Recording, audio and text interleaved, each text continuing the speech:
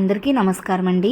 ఈరోజు వీడియోలో 21 days weight loss challenge food రెసిపీస్లో మొదటి రోజు తీసుకునే ఆహారంగా మనం ఎగ్స్తో ఒక మంచి హెల్దీ అండ్ క్విక్ రెసిపీని ఈరోజు చూద్దామండి. ముందుగా 4 ఎగ్స్ని తీసుకుని బాయిల్ చేసుకోవాలి.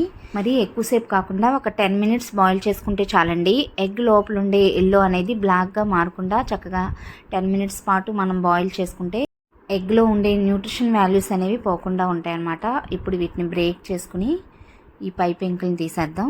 నార్మల్గా చాలామంది అపోహపడుతూ ఉంటారండి, మనం వెయిట్ లాస్ జర్నీలో ఎగ్ అనేది తీసుకోకూడదు, ఎగ్ తీసుకోవటం వల్ల మనం వెయిట్ లాస్ అనేది జరగదు, బాడీలో క్యాలరీస్ అనేవి పెరిగిపోతాయని. అది అపోహ మాత్రమేనమాట.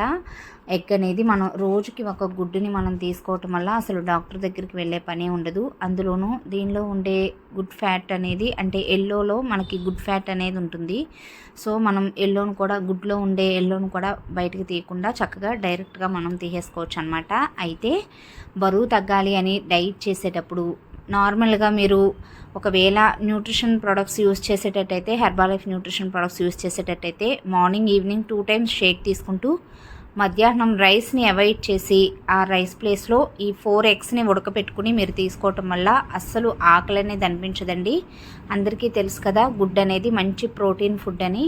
ప్రోటీన్ అనేది ఎక్కువగా ఉంటుంది కాబట్టి మనకి ఈ 4 ఎగ్స్ని బాయిల్ చేసి తీసుకోవటం వల్ల అసలు ఆకలి అనిపించదు. లో క్యాలరీలో మన ఫుడ్ అనేది కంప్లీట్ అయిపోతుంది కాబట్టి చక్కగా స్పీడ్గా వెయిట్ లాస్ అనేది జరుగుద్దండి. అయితే వెయిట్ లాస్ జర్నీ స్టార్ట్ చేసి, అంటే న్యూట్రిషన్ ప్రొడక్ట్స్ స్టార్ట్ చేసిన కొత్తలో ఫస్ట్ నుంచే మనం ఈ 21 డేస్ ఛాలెంజ్ ఫుడ్ రెసిపీస్ని మనం కంటిన్యూ చేయకుండా ఒక 10-15 డేస్ అయిపోయిన తర్వాత నుంచి మనం నిదానంగా రైస్ అనేది అవాయిడ్ చేసి ఆ ప్లేస్లో నేను చూపించే ఫుడ్ రెసిపీస్ని తీసుకోవటం వల్ల మీకు వెయిట్ లాస్ అనేది స్పీడ్గా జరుగుతుందన్నమాట. మీకు తినగలిగితే ఎగ్స్ని ఇలాగే తినేయచ్చు. లేదంటే ఒకవేళ ఎగ్ ఇలా ఉత్తినే తినటం ఇష్టం లేని వాళ్ళు ఇలా చక్కగా పెప్పర్ పౌడరు, కొద్దిగా సాల్టు, నిమ్మరసం కూడా యాడ్ చేసుకుని, వీటితో పాటుగా కొద్దిగా ఉల్లిపాయ ముక్కలు కూడా యాడ్ చేసుకుని తీసుకోవచ్చు అనమాట.